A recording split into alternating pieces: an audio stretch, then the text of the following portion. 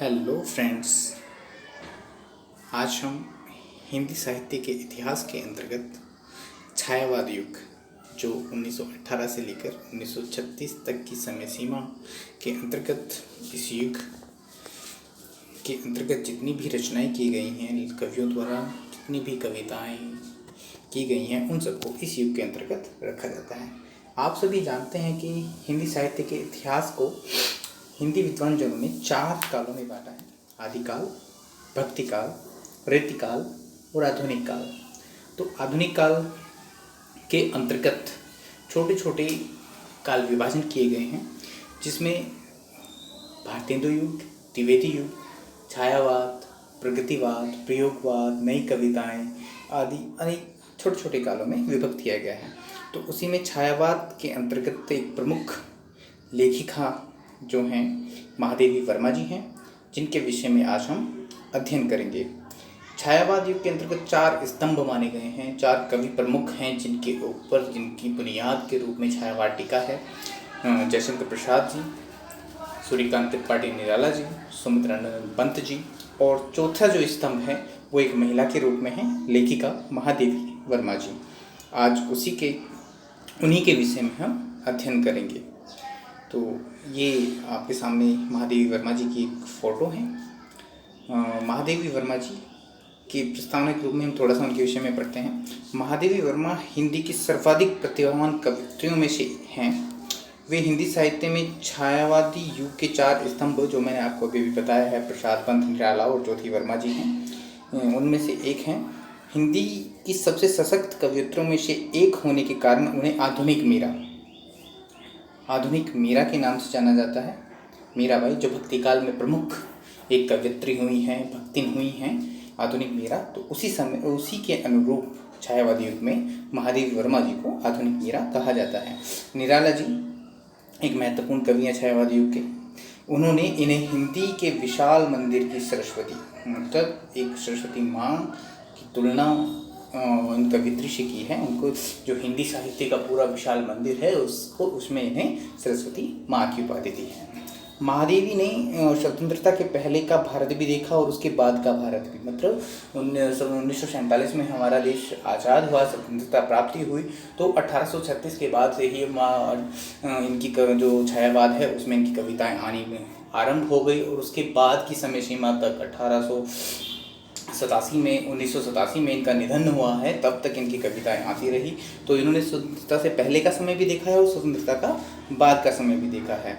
इन्होंने व्यापक समाज में काम करते हुए भारत के भीतर विद्यमान हाहाकार, स्वतंत्रता से पहले जो हाहाकार, जो रुदन भारत में था, उसको देखा, परखा और उसी के अनुरूप होकर करुण भाव में होकर अंधकार को दूर करने वाली दृष्टि देने की कोशिश की। इन्होंने अपनी कविताओं के माध्यमों से ऐसी रचनाएं की जिससे कि एक नवनिर्मित समाज की रचना हो सके, जिसको अपनी संस्कृति को बचाए रखनी, अपनी स्वतंत्रता को प्राप्त करने की लोगों में शक्ति जागरूक हो सके। उनका काव्य बल्कि उनके समाज सुधार के कार्य और महिलाओं के प्रति चेतना भाव भी इस दृष्टि से प्रभावित रहे हैं। उनका जो काव्य रहा है उसमें महिलाओं के प्रति भी बहुत अच्छा उन्होंने लिखा है।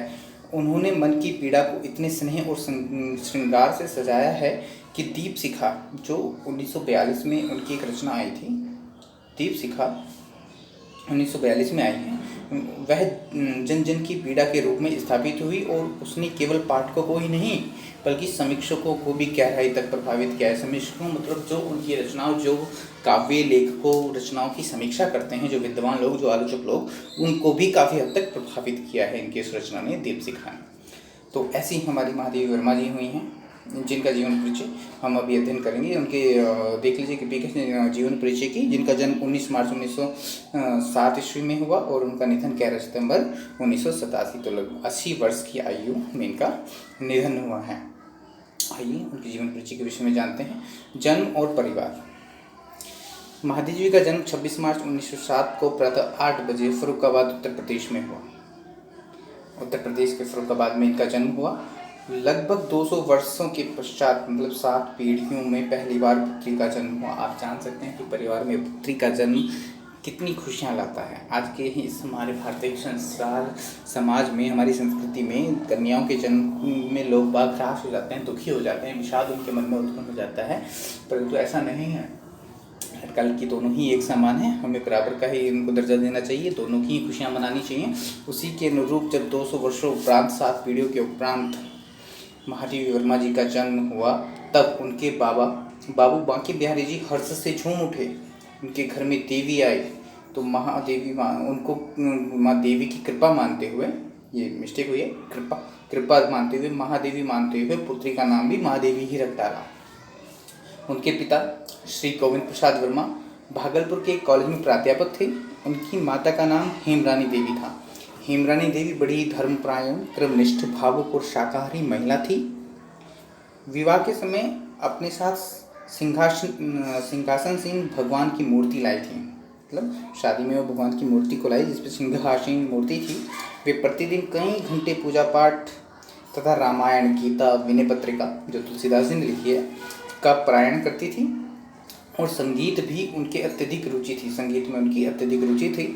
इसके बिल्कुल विपरीत मतलब बिल्कुल उल्टे में क्या, उनके पिता गोविंद प्रसाद वर्मा जी सुंदर, विद्वान, संगीत प्रेमी, नास्तिक। जहाँ पर माता हेमरानी देवी जी माता की पूजा कर रही हैं, मूर्ति पूजा कर रही हैं, घंटों पूजा पाठ कर रही हैं, वहीं पर उनके पिताजी क्या हैं, नास्तिक हैं, शिकार करने जाते हैं, घूमने के लिए शौकीन हैं, मांसाहारी हैं। ये सब उनकी विशेषताएं उनके पिताजी की हैं, ठीक उनकी माता के विपरीत। महादेवी ये तो हुआ उनके परिवार की। तो महादेवी मानस बंधु, मानस में जो मनुष्य के साथ हमारा संबंध, प्रेम संबंध बनता है, व्यवहार से हमारा संबंध बनता है, उसी तरह इनका संबंध बना सुमित्रानंद पंत और निराला जी, जो छायावाद के 2 प्रमुख स्तंभ है। 4 प्रमुख स्तंभ, उसमें 2 स्तंभ ये हैं, तीसरी जयशंकर प्रसाद जी और चौथी खुद महादेवी वर्मा जी हैं। तो दोनों स्तंभों से इनका मानस संबंध था और जिसने उनसे जीवन पर्यंत राखी बंधवाते रहे, दोनों ही, पंत जी भी और निराला जी भी। एक मान्यता है कि निराला जी ने तो लगभग 40 वर्षों तक उनसे राखी बंधवाई, अंतिम समय तक उनसे राखी बंधवाई, उनसे भाई का संबंध रहा है। तो शिक्षा के विषय में महादेवी वर्मा जी के बारे में बात करते हैं। तो महादेवी वर्मा जी की जो शिक्षा प्रारंभ हुई है वो इंदौर में मिशन स्कूल से आरंभ हुई। संस्कृत, अंग्रेजी, संगीत तथा चित्रकला शिक्षा अध्यापकों द्वारा घर पर ही प्राप्त हुई। बीच में विवाह जैसी बाधा पड़ जाने के कारण आप जानते हैं कि 1907 में महादेवी जी का जन्म हुआ और 1916 में मात्र 9 वर्ष की आयु में ही उनका विवाह हो गया। तो विवाह उपरांत महादेवी जी ने 1919 में क्राफ्टवेथ कॉलेज इलाहाबाद में प्रवेश लिया और कॉलेज के छात्रावास में रहने लगी। 1921 में महादेवी जी ने 8वीं कक्षा में प्रांत भर में प्रथम स्थान प्राप्त किया। आप देख सकते हैं कि विवाह के पश्चात 1921 में जब उन्होंने 8वीं कक्षा पास की तो पूरे प्रांत में उनका प्रथम स्थान था। यहीं पर उन्होंने अपने काव्य जीवन की शुरुआत की। मतलब 8वीं कक्षा से उनके काव्य में शुरुआत हो चुकी थी। कहा जाता है कि 7 वर्ष की अवस्था में उन्होंने कविताएं लिखना आरंभ कर दिया था। 1925 तक जब उन्होंने मैट्रिक की परीक्षा उत्तीर्ण की, वे एक सफल कवयित्री के रूप में प्रसिद्ध हो गई थी। विभिन्न पत्र पत्रिकाओं में आपकी कविताओं का प्रकाशन होने लगा। कॉलेज में सुभद्रा कुमारी चौहान, जो आप जान सकते हैं कि एक छायावादी, एक लेखिका हैं, जिन्होंने झांसी की रानी एक प्रसिद्ध कविता लिखी है जिनसे उनको प्रसिद्धि प्राप्त हुई है, सुभद्रा कुमारी चौहान। उनके साथ इनकी घनिष्ठ मित्रता हो गई। सुभद्रा कुमारी चौहान महादेवी जी का हाथ पकड़कर सखियों के बीच में ले जाती हैं और कहती हैं, सुनो ये कविता भी लिखती है। मतलब कितना एक खुशी, एक अंदर से उनके आनंद उमर का आया है कि एक ऐसी मित्र मिली हैं जो कविता भी लिखती हैं। 1932 में जब उन्होंने इलाहाबाद विश्वविद्यालय से संस्कृत में एमए पास किया, तब तक उनके 2 कविता संग्रह हैं, निहार और रश्मि, प्रकाशित हो गए। ये कविताओं के संग्रह होते हैं। छोटी छोटी कविताओं को जब हम एक पुस्तक का रूप देते हैं तो उसको संग्रह बोलते हैं। तो उनका जो प्रथम संग्रह है निहार 1930 में आया और जो रश्मि है वो 1932 में। इसके बाद निर्जा, दीपशिखा 1934 और 1936 में कंटिन्यू के आते रहे हैं आगे भी। तो इनके जो प्रथम संग्रह थे वो संस्कृत में एमए करने किया, तब तक ही दोनों इन्होंने प्रकाशित हो चुके थे। वैवाहिक जीवन के बारे में, इनके बारे में बात करते हैं। 1916 में, जैसे कि मैं पहले भी आपको बता चुका हूँ कि 1907 में इनका जन्म हुआ। 1916 में मात्र 9 वर्ष की आयु में ही इनका विवाह इनके बाबा श्री माखी बिहारी जी ने इनका विवाह बरेली के नवाबगंज के कस्बे के श्री स्वरूप नारायण वर्मा के साथ कर दिया।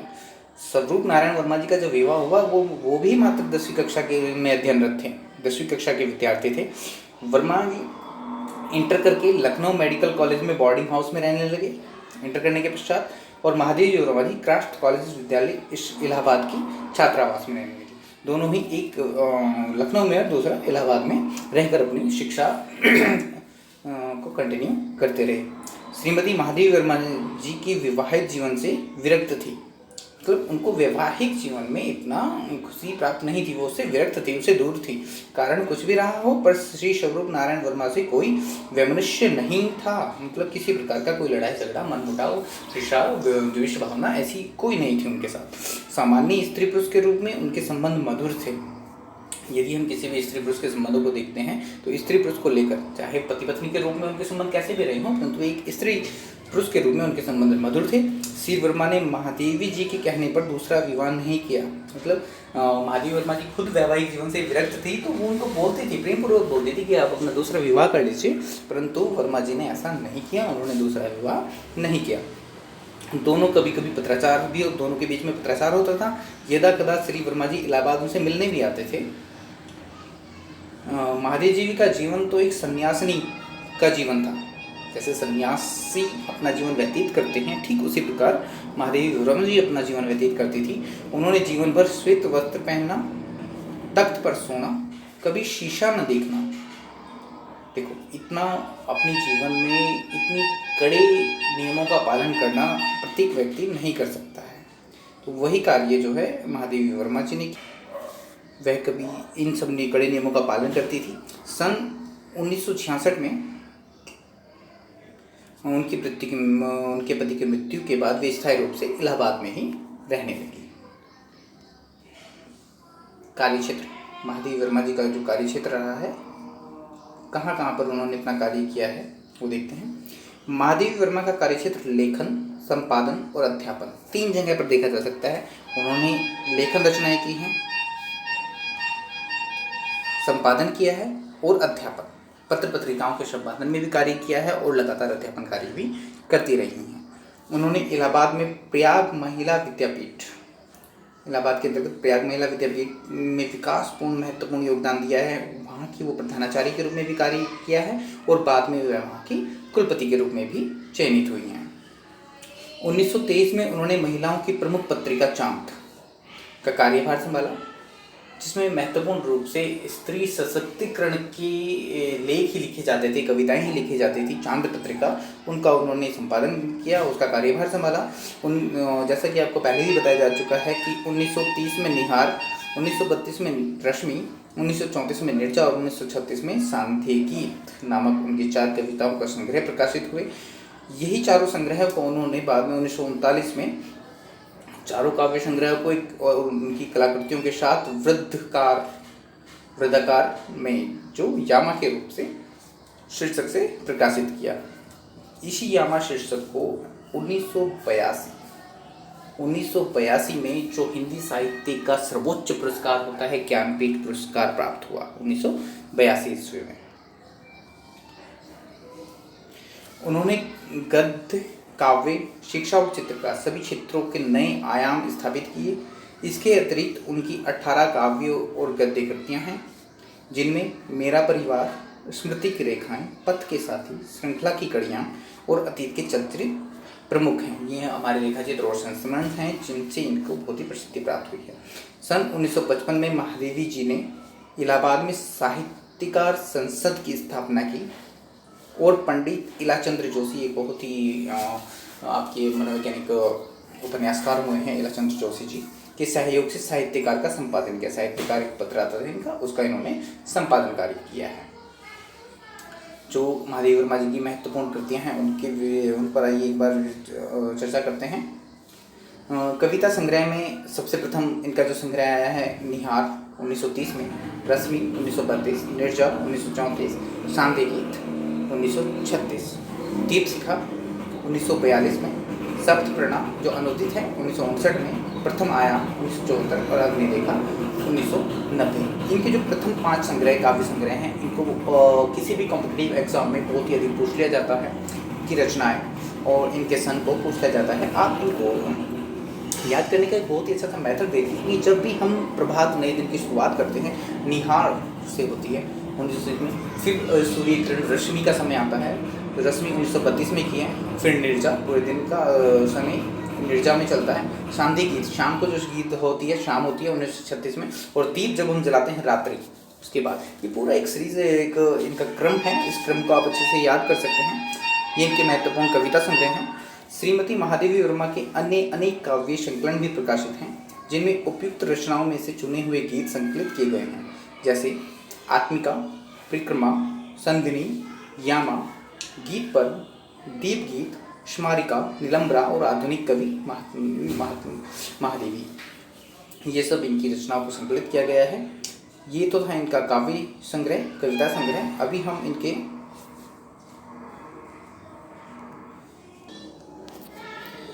महादेवी वर्मा जी के गद्य साहित्य के अंतर्गत हम देखते हैं कि जो रेखा चित्र के अंतर्गत हैं, अतीत के चलचित्र महत्वपूर्ण रेखा चित्र हैं और स्मृति के रेखाएं, दोनों ही रेखा चित्र इनके बहुत ही महत्वपूर्ण हैं। संस्मरण के अंतर्गत पथ के साथी, मेरा परिवार और संस्मरण, ये 3 इन्होंने संस्मरण लिखे हैं। मेरे परिवार के अंतर्गत, इनके परिवार के अंतर्गत पक्षी, गिलहरी और इस तरह के जो पालतू जानवर हैं बहुत सारे हैं, वो सब इन्होंने मेरे परिवार के अंतर्गत लिए हैं। और पथ के साथी जितने भी हिंदी जगत के इनके साथ साथ रचनाएं लेखक थे, उन सबको लिया गया है।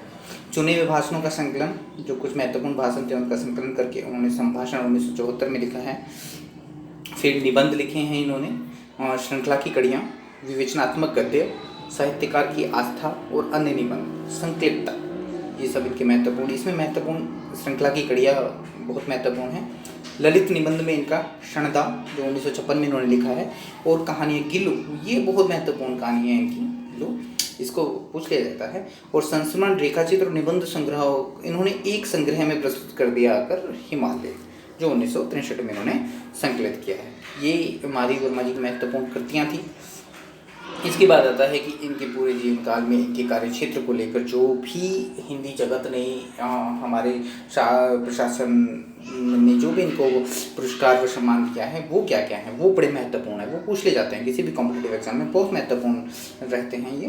तो इन्होंने प्रशासनिक हो, अर्ध प्रशासनिक हो या व्यक्तिगत, सभी संस्थाओं के द्वारा पुरस्कार व सम्मान मिले हैं।